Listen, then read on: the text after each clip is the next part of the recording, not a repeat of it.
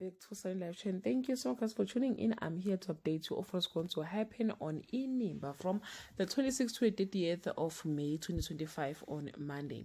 Kawa confronted the painful truth surrounding her family's past as she prepares to make a bold decision. Lwandle refuses to be his father's sacrificial lamb. Linda oversteps her power when she challenges someone in a position of power on Tuesday.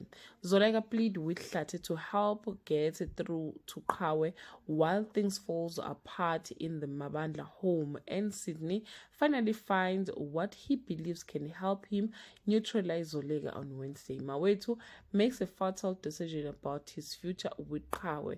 Sydney finally finds a way to put Zoleka in her corner on Thursday. Kawe struggles to face the new reality of her life. Likamva starts a new adventure with romantic prospects on Friday.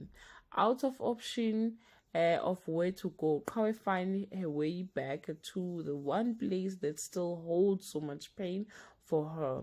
Lwandle makes a hard decision about his future. Well, guys, that's all I have for today. You can leave your comment below and share your opinion. Bye.